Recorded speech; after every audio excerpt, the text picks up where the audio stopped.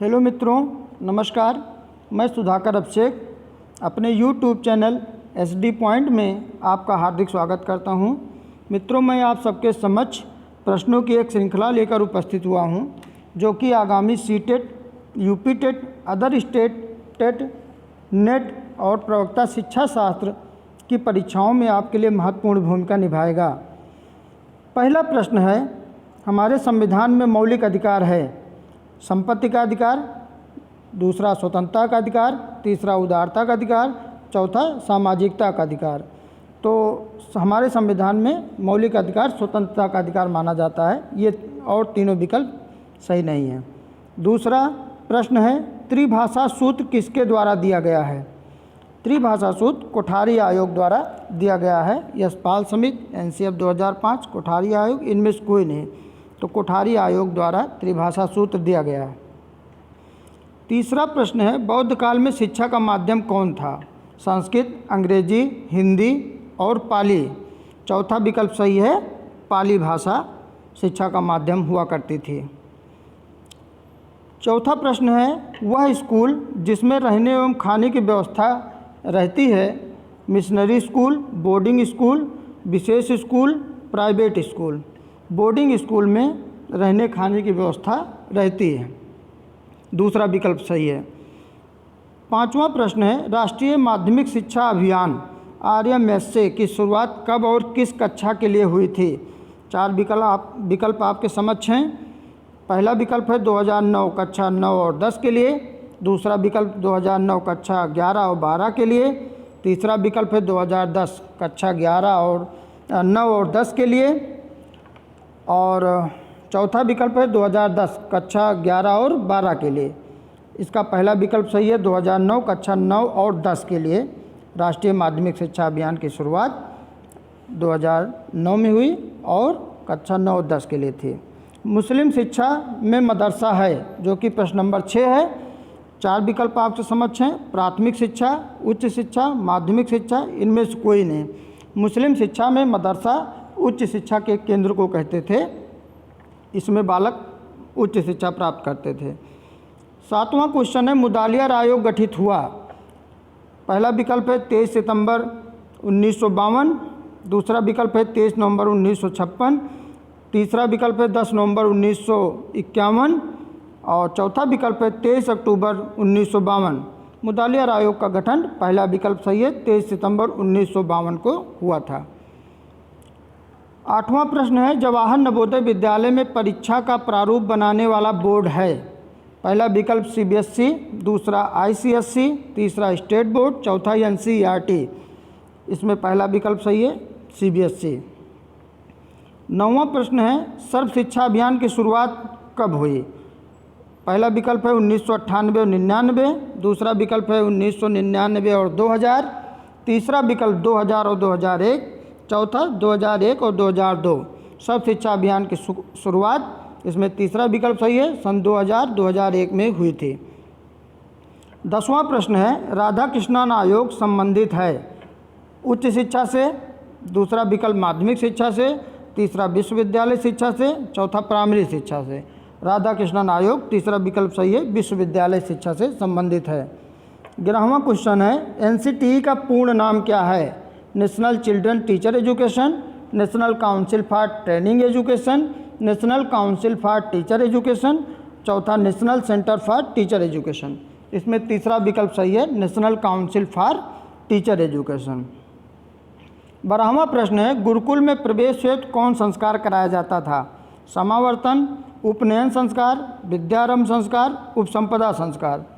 इसमें दूसरा विकल्प सही है, गुरुकुल में प्रवेश हेतु उपनयन संस्कार कराया जाता था। 13वां क्वेश्चन है, संविधान के किस अनुच्छेद में अस्पृश्यता का उल्लेख है? मित्रों, चार विकल्प हैं। पहला विकल्प अनुच्छेद 15, दूसरा अनुच्छेद 16, तीसरा अनुच्छेद 17, चौथा अनुच्छेद 18। इसमें तीसरा विकल्प सही है, अनुच्छेद 17 अस्पृश्यता से संबंधित है। 14वां प्रश्न है, इनमें से कौन सी योजना स्थानीय स्तर पर चल रही है? समन्वित बाल विकास योजना, दूसरा साक्षर भारत, तीसरा राष्ट्रीय माध्यमिक शिक्षा अभियान, चौथा शिक्षा का अधिकार अधिनियम 2009। तो कौन सी स्थानीय स्तर पर चल रही है? समन्वित बाल विकास योजना। क्वेश्चन 15वां है, कोठारी आयोग एक अन्य नाम से भी जाना जाता है। शिक्षा आयोग, राष्ट्रीय शिक्षा नीति, राष्ट्रीय आयोग, उपरोक्त सभी। कोठारी आयोग जिसके अध्यक्ष प्रोफेसर दौलत सिंह कोठारी हुआ करते थे, उन्हीं के नाम से इस आयोग का नाम कोठारी आयोग पड़ा था। इसे शिक्षा आयोग भी कहते हैं। पहला विकल्प सही है। 16वां क्वेश्चन है, NIOS की स्थापना कब हुई? पहला ऑप्शन है सितंबर 1989, दूसरा जनवरी 1989, तीसरा दिसंबर 1989, चौथा नवंबर 1989। इसमें चौथा विकल्प सही है, नवंबर 1989 में NIOS की स्थापना हुई थी। 17वां क्वेश्चन है, इनमें से किसका भारतीय संविधान की प्रस्तावना में उल्लेख नहीं है? समाजवादी, गणतंत्र, लोकतंत्र, उदारता। इसमें तीसरा विकल्प सही है, उदारता का उल्लेख नहीं है, बाकी समाजवादी, गणतंत्र, लोकतंत्र प्रस्तावना में उल्लेख है। क्वेश्चन नंबर 18वां, मुस्लिम काल में शिक्षा के मुख्य केंद्र कौन कौन से थे? दिल्ली, आगरा, जौनपुर, उपरोक्त सभी। मित्रों, मुस्लिम काल में ये तीनों शिक्षा केंद्र हुआ करते थे, इसलिए चौथा विकल्प सही है, उपरोक्त सभी। 19वां क्वेश्चन है, ऑपरेशन ब्लैक बोर्ड लागू किया गया? NCF 2005, नेशनल करिकुलम फ्रेमवर्क जिसे कहते हैं। दूसरा विकल्प है नेशनल करिकुलम फ्रेमवर्क 2000।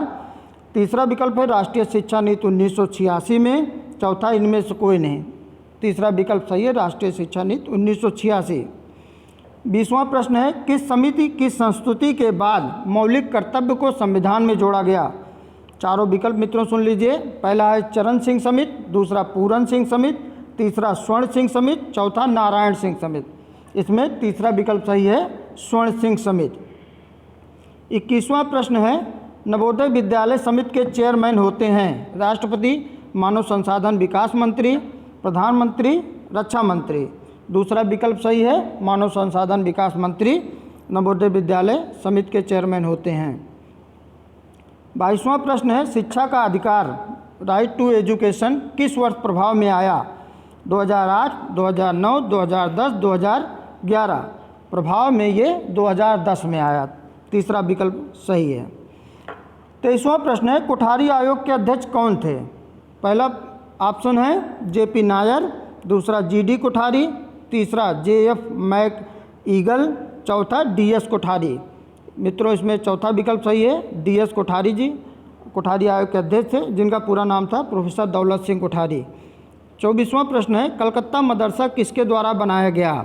पहला विकल्प लॉर्ड विलियम बेंटिंक, दूसरा विलियम हंटर, तीसरा लॉर्ड मैकाले, चौथा वारेन हेस्टिंग।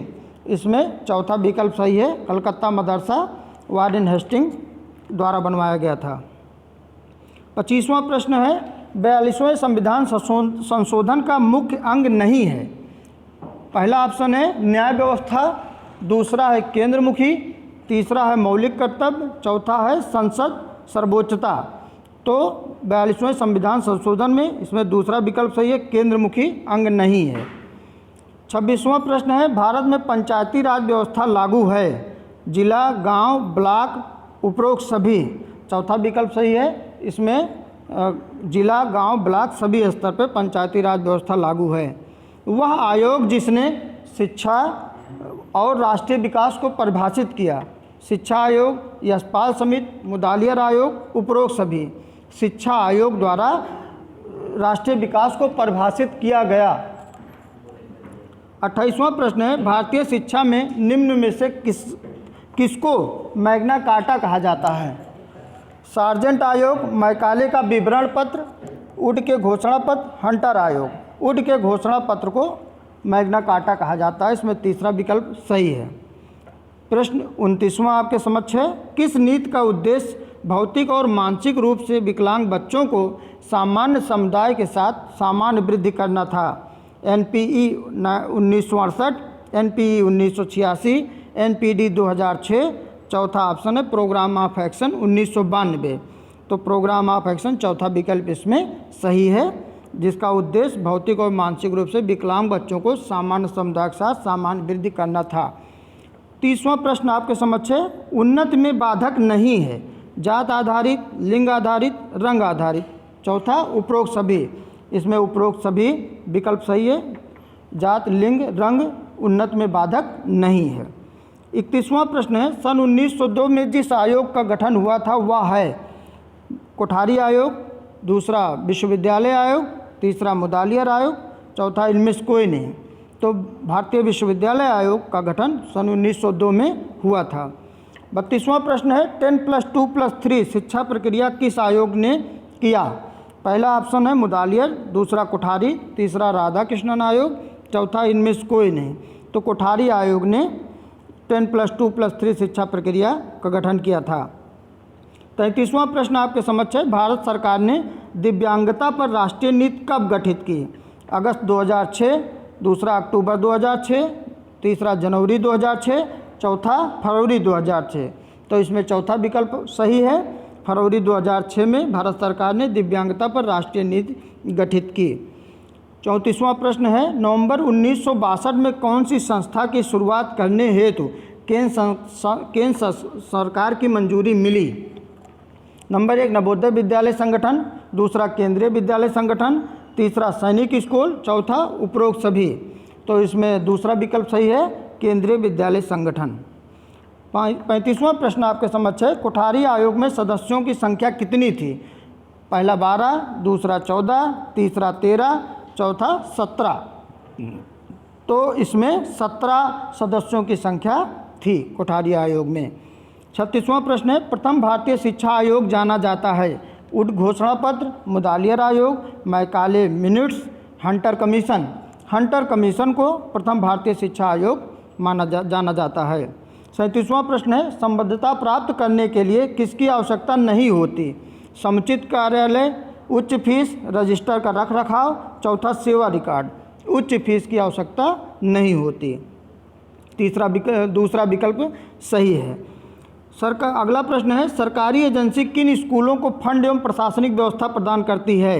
पब्लिक स्कूल, सरकारी स्कूल, प्राइवेट स्कूल, चौथा बोर्डिंग स्कूल। तो इसमें दूसरा विकल्प सही है, सरकारी स्कूल को सरकारी एजेंसी फंड एवं प्रशासनिक व्यवस्था प्रदान करती है। 39वां प्रश्न है, सहायता अनुदान प्रणाली किस वर्ष लागू हुआ? 1857, 1856, 1855 और 1852। 1857 में सहायता अनुदान प्रणाली लागू हुआ। मित्रों 40वां प्रश्न है, मुदालियर आयोग के अध्यक्ष थे?